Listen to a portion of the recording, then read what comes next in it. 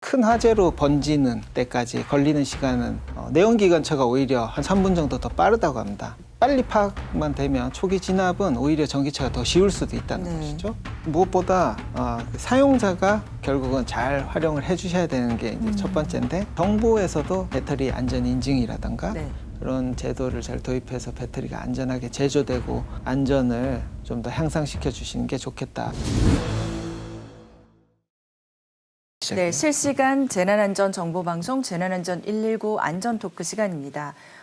오늘은 화재의 연장선상일 수도 있고요. 배터리 안전에 관해서 좀 다뤄보려고 하는데요. 한국제품안전학회장을 맡고 계신 숭실대학교 곽원준 교수님을 모시고 이야기를 이어가 보도록 하겠습니다. 화재가 정말 곳곳에서 난리인데 생활 속에서 배터리 화재의 위험은 갈수록 높아지고 있는 것 같거든요. 근데 저는 이 배터리 화재라고 하면은 제일 먼저 떠오르는 사고가 정말 23명이라는 노동자들의 목숨을 앗아갔던 경기도 화성의 1차 리튬 공장 아리셀의 화재 얘기를 안 할 수가 없을 것 같아서요. 당시 뉴스 영상을 먼저 준비했는데 보시고 말씀을 이어가 보도록 하겠습니다. 알겠습니다. 섬광과 폭발음이 이어지고 잔해물이 떨어집니다. 공장을 삼킨 연기는 일대를 덮었습니다. 경기 화성의 리튬 배터리 제조업체 아리셀에서 불이 난 건 오전 10시 반쯤. 불이 시작된 건 아리셀 공장 3동 2층으로 생산된 배터리를 검수하고 포장하는 작업을 하는 곳이었습니다. 이곳에서 일하던 52명 가운데 빠져나오지 못한 22명이 숨지고 2명이 크게 다쳤습니다. 경상자 6명을 포함해 모두 30명의 사상자가 발생했습니다. 처음 2층에서 심정지 상태로 발견된 근로자가 병원으로 옮겨졌지만 결국 숨졌습니다. 이후 4시간 40여 분 만에 큰 불길을 잡은 소방당국이 본격적인 내부 수색에 나섰지만 연락 두절 상태로 실종된 21명은 숨진 채 차례대로 발견됐습니다. 성인 무릎 높이로 쌓여있는 배터리팩에서 작은 폭발이 확인된 시각은 오전 10시 30분 3초. 곧바로 하얀 연기가 피어오르자 직원이 놀라 발을 구릅니다. 당황한 직원들은 서둘러 다른 배터리를 치웁니다. 불이 난 사실을 알지 못했는지 가만히 앉아 하던 일을 계속하는 직원도 보입니다. 그리고 불과 25초 뒤 2차, 3차 폭발이 이어지면서 불길이 치솟습니다. 놀란 직원들이 뒤로 물러서고 앉아있던 직원들은 자리에서 일어납니다. 불과 4초 뒤 작업자 한 명이 소화기를 뿌리며 진화를 시도하지만 연기는 잦아들긴커녕 빠르게 확산됩니다. 섬광과 함께 CCTV 화면이 흔들릴 정도로 폭발이 심해지고 화면은 금세 연기로 뒤덮입니다. 첫 폭발이 일어난 뒤 작업장이 연기로 가득 차기까지 걸린 시간은 42초에 불과했습니다. 분말 소화기는 산소 차단과 냉각 효과가 있지만 리튬 전지에 불이 날 경우 몇 분 만에 1000도 가까이 치솟는 열폭주 현상을 막을 수 없습니다. 소방당국은 리튬 전지의 발화 원인을 규명하는 데 집중하고 있습니다. KBS 뉴스 이호준입니다. 네, 어서 오십시오, 교수님. 저희가 이제 방송을 먼저 보여드렸는데요. 네. 이 영상을 처음 보여드린 건 아니고 여러 차례 뉴스 영상을 보여드리게 됩니다. 그만큼 이 배터리에 좀 더 주목을 해서 말씀을 나눠보고 싶다는 의도인데, 우선 1차 전지, 2차 전지 이렇게 얘기하는데 1차 전지라는 게 뭔가요? 네, 1차 전지라고 하면 저희가 가정에서 흔히 사용하는 건전지 같이 한 번 쓰고 이제 버리는 그런 전지를 1차 전지라고 합니다. 그게 1차 전지고, 네. 그러면은 2차 전지의 경우는 2차 전지는 이제 핸드폰이나 전기차에서 쓰이는 충전이 가능한, 재사용이 가능한 배터리를 2차 전지라고 하죠. 그러니까 1차 전지는 건전지처럼 한 번 쓰고 버리는 거, 2차 전지는 이제 핸드폰이나 전기차처럼 충전을 해서 재사용하는 거. 맞습니다. 그러면은 이때 아리셀 공장에서는 지금 1차 리튬 전지를 만들고 있었거든요. 그렇죠. 네, 그러면 이런 경우들이 이 아리셀뿐만 아니라 많이 있는 거죠? 지금 1차 전지 여전히 많이 쓰이고 있는 거죠? 여전히 많이 쓰이죠. 그리고 저희가 건전지 많이 쓰지 않습니까? 예전에는 아연도 쓰고 이렇게 다른 소재로 좀 썼다면 리튬이 워낙에 수명도 오래 가고 가볍기도 하고 해서 요새는 리튬 1차 전지 많이 쓰고 있죠. 지금 말씀하신 대로 이 리튬 배터리, 그러니까 리튬으로 만든 배터리에서는 지금 화재가 조금 더 빈발하고 있는 느낌인데, 이게 왜 이렇게 잦고 위험한 거죠? 우선 그것을 설명드리기 위해서는 리튬이온 배터리의 구조를 좀 이해하는 게 필요합니다. 리튬 이온 배터리 구조요. 이 리튬이온 배터리는 4개 정도의 요소로 구성이 되어 있는데 네. 양극, 음극, 예, 화면에 보이시죠? 네네. 양극과 음극 그리고 전에 극을 분리하는 분리막이 있고 이온이 왔다 갔다 하는 것을 도와주는 전해막, 전해액 이렇게 4가지로 구성이 돼 있고 네. 충전이 된다고 하는 거는 양극에서 음극으로 이온이 이렇게 이동을 하게 되면 충전됩니다. 그리고 방전은 반대로 음극에서 양극으로 이온이 이동을 하게 되는 것이 이 방전이 되는 상태인 건데 네. 이 양극에서 음극으로 이렇게 이온이 이동할 때 상당히 불안정해집니다. 화학적으로. 그리고 완충이 됐을 때 특히나 이 굉장히 불안정한 상태로 유지가 되게 되죠. 네. 그래서 이런 상태에서 좀 충격을 받거나 압력을 받거나 하면 상당히 화재 발생 가능성이 높아지게 됩니다. 전지가 완전히 충전이 됐을 때 가장 불안정해요. 예, 그렇습니다. 아, 그렇구나. 그러면은 가장 화재가 많이 발생하는 것도 충전이 됐을 때. 네, 과충전이 가장 큰 리튬이온 배터리의 화재 원인이라고 지목이 되어 왔는데요. 사실 이 예전에 그 조사된 자료를 보면은 한 612건 정도의 리튬이온 배터리를 5년간 발생했던 걸 이제 보니까 한 300건 넘게, 그러니까 한 50% 넘는 화재가 다 과충전 상태에서 일어났다는 것이 좀 밝혀졌었습니다. 그러면은 우리가 볼 때 보통 과충전이라고 이제 100%를 넘어가서도 계속 충전하고 있는 상태인데 그런 상태가 되지 않게끔 해줘야 되는 건가요? 그렇죠. 그 사용자가 주의를 좀 해주셔야 되는데 과충전이 아니라 뭐 100% 충전도 완충이라고 하죠. 네. 이 상태도 상당히 화재에는 좀 취약한 상태다. 그러니까 좀 충전이 어느 정도 됐다 싶으면 전원에서 좀 분리하는 그런 게 필요합니다. 뭐 98% 됐다 그러면 그냥 빼놓다거나 이런 네, 식으로. 한 30%에서 90% 사이를 유지하라고 보통 30에서 90% 권장을 합니다. 아, 네. 그러면 막 100을 꼭 채워야겠다 이런 느낌이 아닌 거네요. 오히려. 네, 100을 채우는 거는 오히려 그 화재와 관련해서 지금 말씀드리고 있는데 그런 차원에서는 좋지 않다 오케이, 말씀드릴 수 알겠습니다. 있습니다. 그 외에 또 다른 원인도 있을까요? 네, 충격, 그다음에 압력. 이 특히나 과충전이 됐을 때는 굉장히 약한 상태이기 때문에 아주 작은 충격이나 압력에도 좀 화재가 발생을 할 수가 있고 네. 또 하나 주의해야 되는 게 그 노후된 노후 배터리입니다. 배터리. 네, 노후 배터리는 그 안에 이렇게 어떤 바늘 모양의 결정이 만들어집니다. 그 바늘 모양 결정이 그 분리막을 저게 지금 무슨 결정 같은 게 좀 보였어요 방금. 보셨나요? 네. 어, 저 안에 그러니까 뭔가 이렇게 하얀색 이렇게 가루 같은 게 있더라고요. 금방 보시면 아마 그냥 가루였던 거. 아 그래요? 네. 네, 분리막은 그 내부에 이제 그 결정이 만들어지고. 내부에 죄송합니다. 네. 너무 예민하게 반응했네요. 네, 그 분리막을 이렇게 뚫고 지나가다 보면 합선이 좀 생길 수가 있거든요. 그래서 저희 육안으로 보기에는 조금 어려웠지 않을까. 지금 저기 에어부산 화재 나오고 있는데 얼마 전에 예, 저 예. 에어부산 화재 원인도 리튬이온 보조 배터리 합선 이렇게 추정이 되지 않았었나요? 네, 불과 한 일주일 전 정도의 이 조사 결과를 발표가 되었었는데 이 에어부산 화재도 그 짐을 실어 놓는 곳이 있지 않습니까? 캐빈에. 네, 캐빈에. 네, 거기서 이제 발화가 시작됐다 그러고 보조 배터리가 이제 불탄 채로 발견이 됐었습니다. 그래서 보조 배터리라고 일단 추정을 한다고 이 발표가 났는데 아무래도 제가 생각했을 때는 좀 과충전된 상태 중에 이 짐이 좀 눌리지 않습니까? 비행기에서는. 그래서 좀 압력을 좀 받아서 화재가 발생했지 않을까, 또 좀 오래되었을 수도 있고 그런 복합적인 원인이 있었지 않을까 생각을 합니다. 이 해외에서도 보면은 이 리튬이온 배터리로 인한 화재가 굉장히 좀 규모가 큰 대형 화재, 특히 이 배터리를 장착한 전기차 화재가 많이 나고 있다고 하는데 지난해 8월에는 포르투갈에서 테슬라 차량 200여 대가 모두 불에 타는 그런 일이 또 있었습니다. 당시 뉴스 영상 준비했는데요. 보시고 말씀 이어가 보도록 하겠습니다. 주차장에 빼곡히 세워둔 차량들이 불에 완전히 타버려 재투성이가 됐습니다. 현지 시간 16일 오후 6시쯤 포르투갈 리스본 룸베르트 델가도 국제공항 인근의 렌터카 주차장에서 불이 났습니다. 전소된 차량은 200대 이상입니다. 불은 5시간 이상 지속돼 공중에는 검은 연기가 끊임없이 올라왔습니다. 공항 쪽으로 짙은 연기가 계속 퍼지면서 여러 항공편이 지연되는 등 공항 운영에도 차질을 빚은 것으로 전해졌습니다. 포르투갈 현지 매체들은 주차장에 세워둔 테슬라 전기차에서 불이 시작된 것으로 추정된다고 보도했습니다.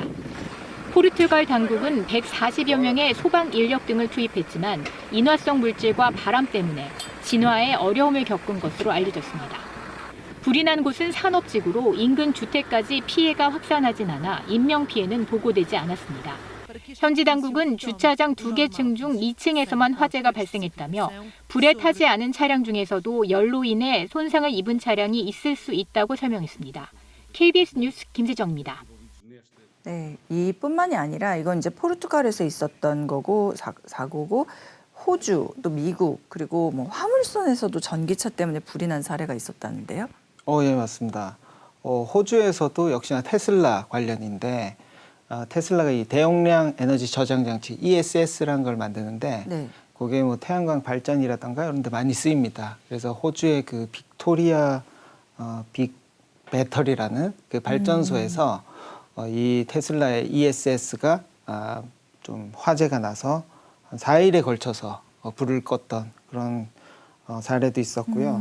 또 말씀대로 화물선에서 네. 전기차를 운송하는 화물선에서 이 화재가 나서 보험업계하고 해상운송업계에서도 요새 전기차 운송 관련해서 상당히 우려가 크다고 하는데요.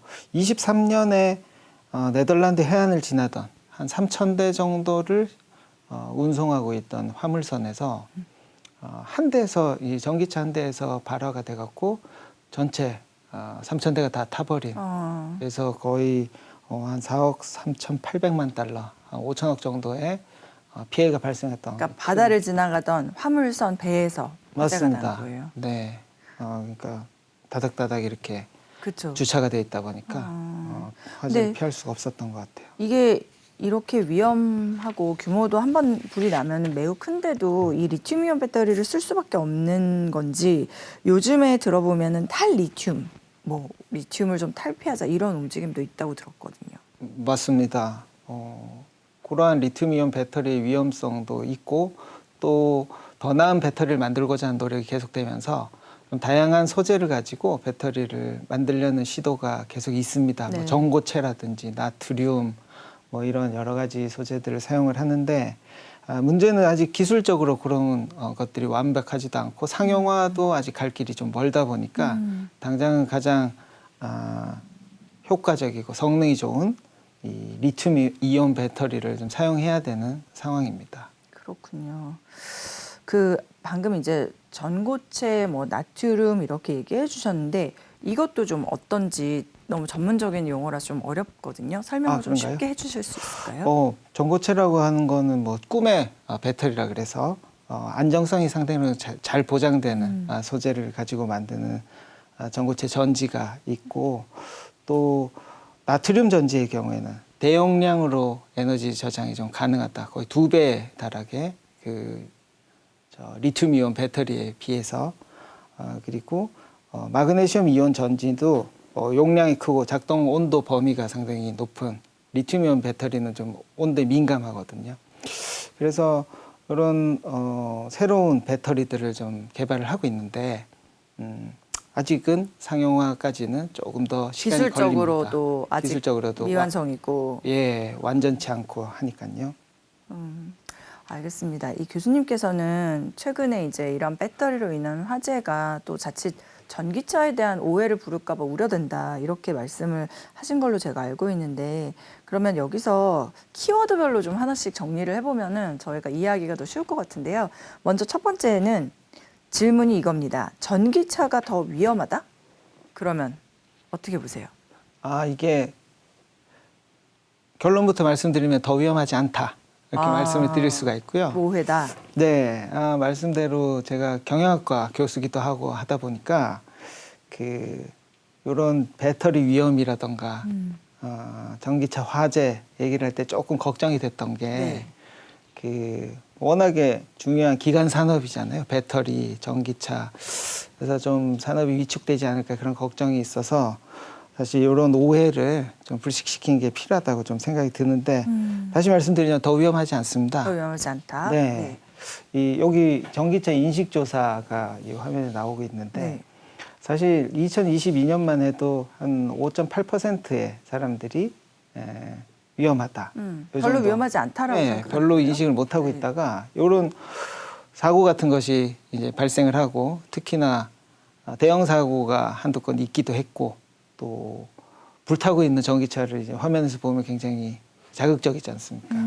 그러니까 사람들이 와, 이 전기차가 굉장히 위험하겠구나 이렇게 생각을 하시는 거죠. 여기 인식인데 네. 이런 인식은 사실 과학적인 어떤 통계적인 자료나 과학적 사실을 봤을 때 사실이 아니라는 거 말씀드리고 싶은데 여기 1만 대당 화재 건수를 조사했던 자료를 보면 전기차가 10,000대 중에 한 1.12대 화재가 났을 때 내연기관차는 1.84로 거의 한 50% 이상 네. 더 오히려 화재가 더 났던 화재가. 것.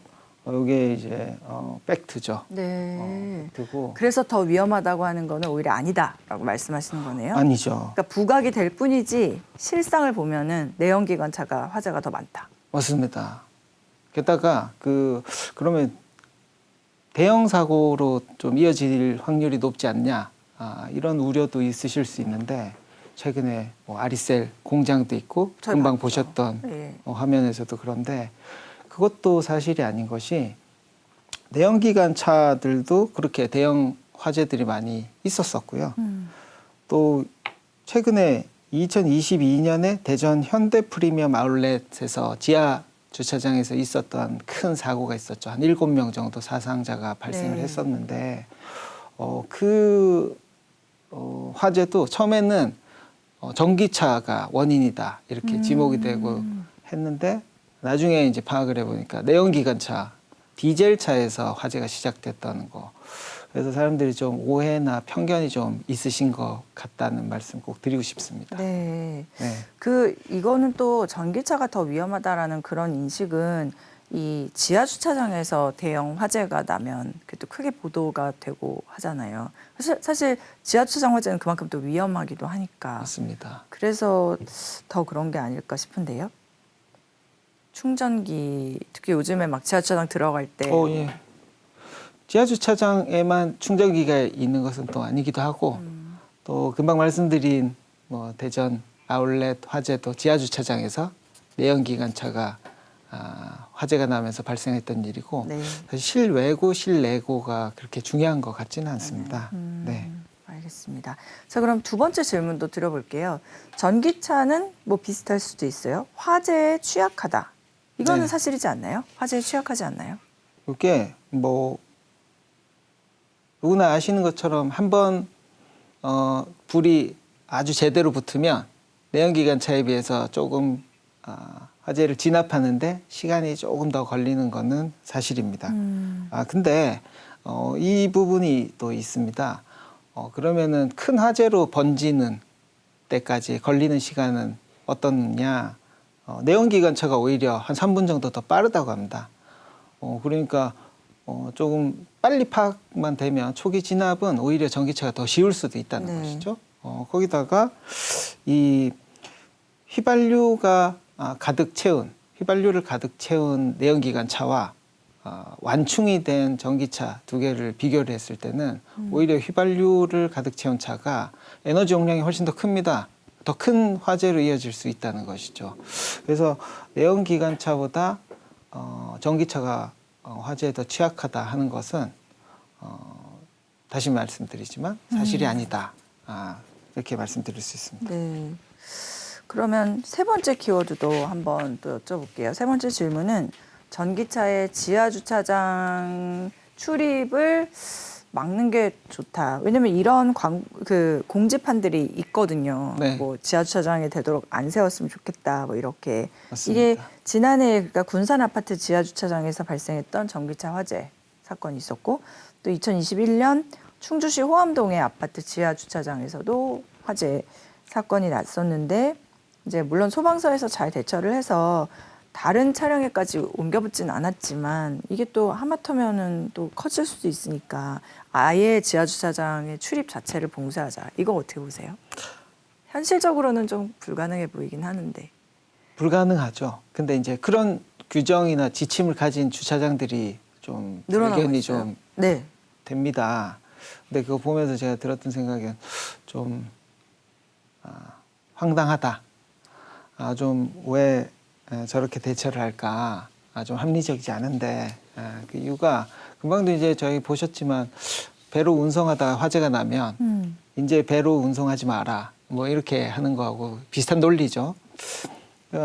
지하 주차장이 건물마다 있고 지하 주차장만 있는 건물도 있는데 전기차가 늘어나는 지금 상황에서 지하에 주차를 못하게 한다는 건 조금 말이 안 되고 금방 조금 전에도 이제 말씀하셨지만 뭐 호암동이라던가 충주 호암동 군산 아파트 지하 주차장에서 네. 사례에서도 보셨듯이 이게 그 지하에서 발화한다고 화재가 난다고 해서 꼭 큰 불로 이어지는 게 아닙니다.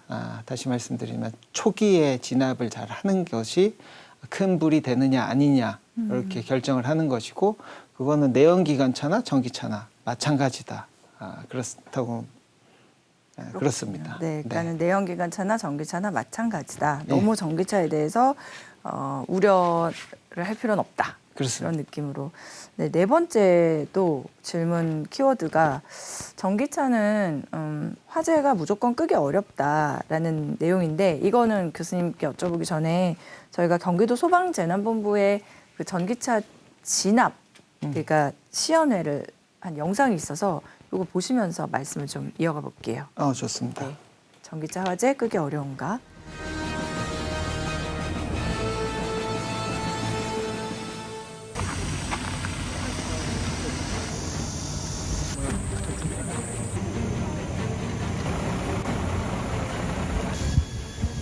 저 이제 강제로 불을 냈나 봐요. 강제 예. 발화를 먼저 시켜가지고. 금방 보신 것처럼 네. 충격을 좀 주는 거죠. 일부러 저것도 충격에 의한 발화네요.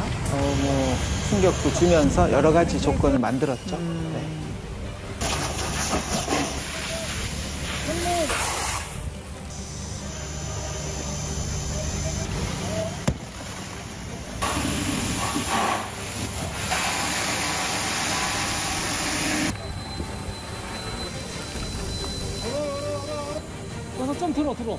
물에 그냥 아예 담가버리나 봐요. 네, 저렇게도 하고 있는데.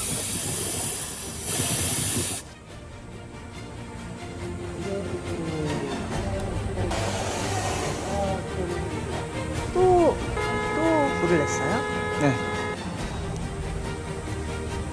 여러 대를 다양한 조건에서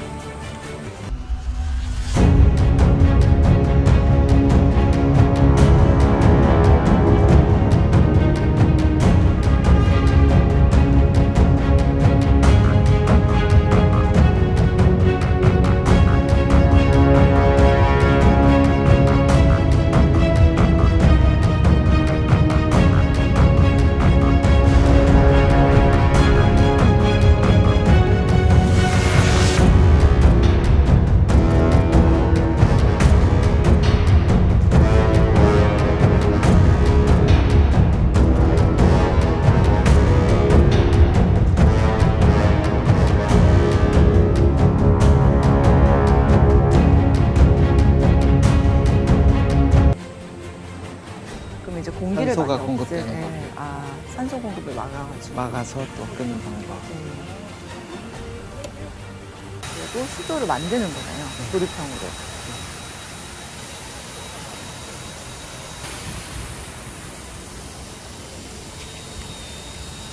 근데 그 실험 결과 초진이나 확산 차단에 그 전기차가 내연기관차보다 더 어려운 것은 특별히 아니다. 그동안에 우리가 막연하게 전기차는 불이 안 꺼진다 이렇게만 알고 있었는데 그렇지 않다는 걸 여러분 보셨을 겁니다. 두 번째로 방수 진압, 일반 가연물 화재를 진압하는데 우리가 일반적으로 쓰는 방수 진압법만 가지고도 어느 정도 초진은 충분히 가능하다라는 걸 여러분들이 확인하셨고 기식수화포를 같이 병행해서 사용하면 훨씬 더 효과적으로 화재를 진압할 수 있다. 저걸 보면은 좀 알 수도 있을 것 같은 느낌이 드는데, 그러니까 전기차 화재가 내연 기관차보다 불 끄기가 더 어렵다? 아니다. 네, 교수님 아무래도 말씀. 불을 직접 끄시는 소방관님들이 아니라고 하시니까 저도 아니라고 생각하고 있습니다. 더 어려운 게 아니다. 네. 그러면 또 이제 이 전기차 화재가 이렇게 어떤 화재가 되면은 그만큼 이걸 끄는 방법도 더 고도화되겠네요. 그렇죠. 아시겠지만 전기차가 이제 일상적으로 저희가 사용하는 게 그렇게 오래가 되지가 않았습니다. 그래서 10여 년 됐는데 그러다 보니 전기차 화재에 처음에 대응하는 것이 좀 미숙했을 수도 있죠. 근데 말씀대로 진압 방법, 또 대응 능력 이런 것들이 점점 향상이 되고 있어서 지금은 소방관님께서 말씀하시는 것처럼 내연기관차와 비교해서도 아주 크게 특별하게 어렵지 않다. 이런 아주 좋은 지금 진압, 효과적인 진압 방법을 쓰고 있다 하는 네. 점을 말씀해 주고 계십니다. 네, 네. 직접 저희가 들어보니까 좀 더 마음이 놓입니다. 네. 그리고 이 배터리 생산은 물론이거니와 사용에 대한 안전 가이드라인, 또 사고 방지를 위한 안전 수칙 등이 필요한 것 같은데 이걸 좀 단계별로 나눠서 교수님께 설명을 부탁을 드려봐도 될까요? 네. 네. 우선은 사용자들이 제일 배터리를 잘 사용해 주시는 게 중요하다고 생각이 들고요. 말씀드린 대로 과충전을 피하고 뭐 압력이나 어떤 충격을 충격. 주는 것을 좀 주의를 하고 노후화된 배터리를 쓰는 것을 좀 삼가하고 그러니까 그런 것들이 과충전, 굉장히 충격, 중요하죠. 노후화는 주의를 하고요. 네네. 네. 그리고 또 이 배터리 관련해서 오늘도 많이 봤지만 가장 이슈가 되는 게 전기차다 보니 전기차 운전자들도 똑같이 과충전을 피하고 네. 근데 이제 제조사에서 그런 말씀들을 하십니다. 저희가 소프트웨어적으로나 하드웨어적으로나 과충전이 될 수가 없다. 그러니까 뭐 100% 하지 말고 저희가 아까 말씀 나눈 대로 30%에서 90% 이렇게 완충하지 말고 뭐 이런 조언을 하면 좀 그거는 자동차에 대해 잘 모르고 하는 얘기다. 네. 이렇게 말씀하시는데 그것도 아주 틀린 것은 아니죠. 그렇게 만드셨겠지만 항상 자동차는 기계다 보니 결함이 있을 수 있고 그런 것들을 고려하면 뭐 완충을 하지 않고 조심해서 충전해서 쓰는 것이 결코 나쁜 것은 아니다. 네. 그리고 필요한 일이다 저는 생각을 하고 또 전기차 운전자가 배터리 관련해서는 일정한 용량을 또 유지하는 게 되게 중요합니다. 그래서 그래요? 방전을 시키지 않고 주의해서 좀 적절히 이렇게 충전을 시켜주는 것. 그리고 고온이나 저온 환경에 노출을 많이 안 시켜서 네. 좀 일정한 온도에서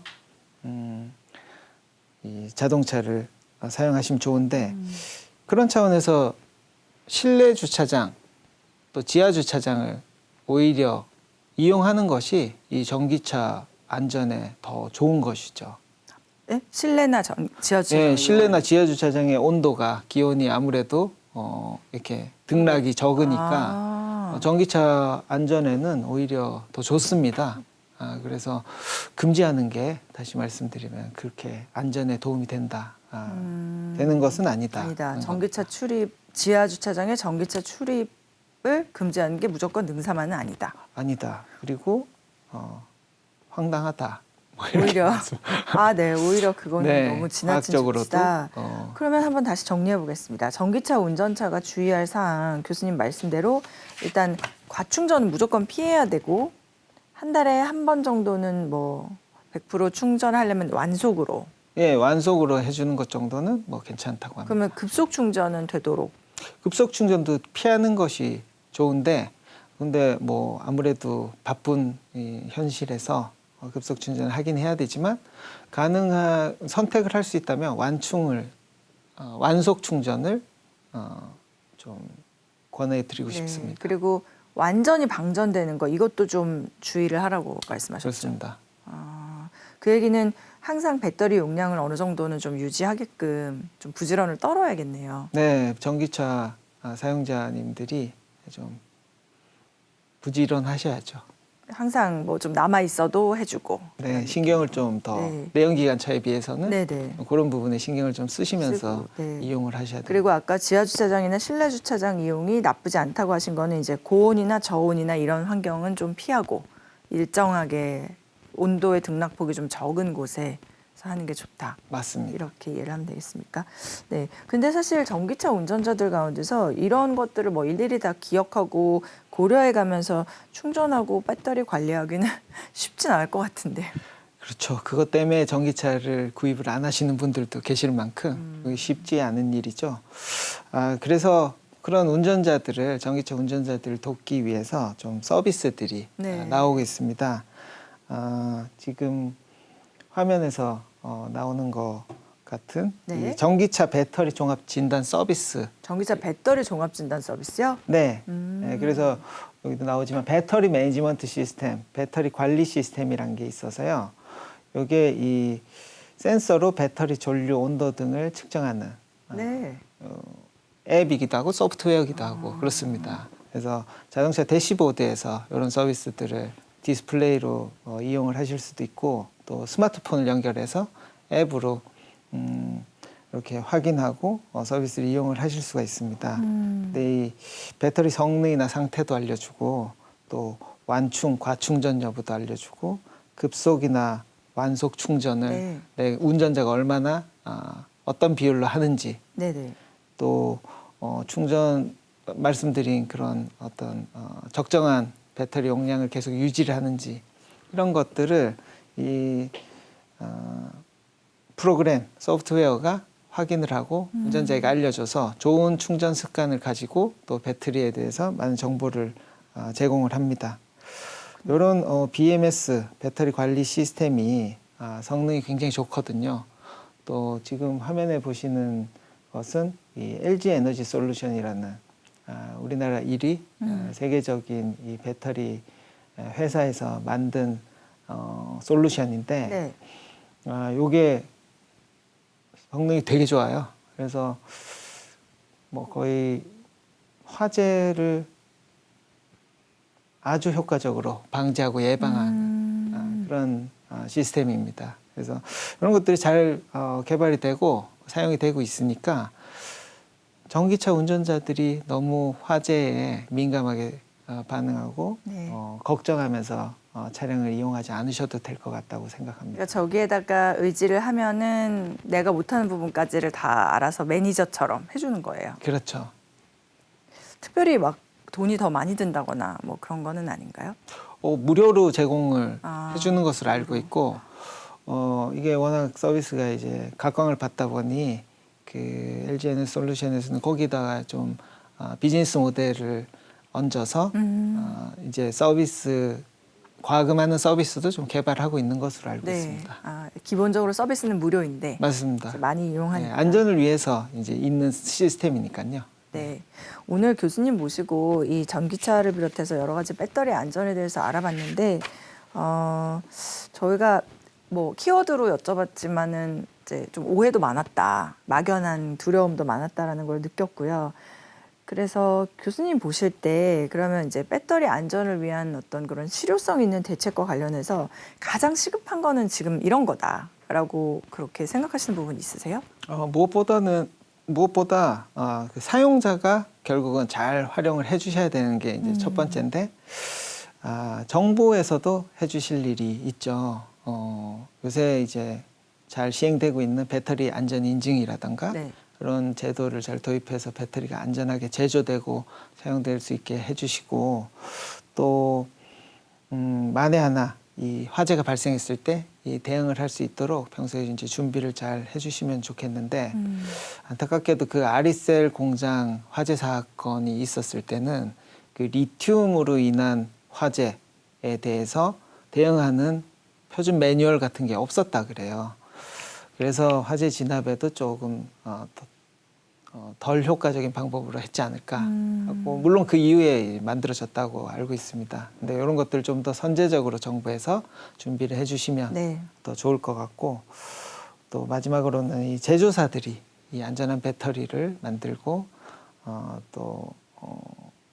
필요한 어떤 기능들을 제공을 해주셔야 될 텐데, 소재 중심으로 좀 연구가 많이 되어 왔었어요. 더 소재 나은 중심. 배터리를 만들기 위해서 말씀드린 전고체 배터리라든가 새로운 소재의 배터리들을 개발하려고 해왔는데, 그와 함께 좀 전에 보셨던 그런 배터리 매니지먼트 시스템 BMS의 소프트웨어적으로도 좀 안전을 좀 더 향상시켜 주시는 게 좋겠다 하는데, 이 국내 이 BMS 관련된 연구를 하는 실험실이 연구소가 충남대에 유일하게 있거든요. 네. 거기에 김종우 교수님이 지적하신 것도 있는데, 이 화재 예방 방지를 위해서 당장에 소재 연구는 좀 시간이 걸리니까 당장에 할 수 있는 거는 좀 BMS 연구다. 요 성능을 끌어올리는 게 좋은데, 요 성능을 끌어올리기 위해서 굉장히 많은 노력이 필요한가?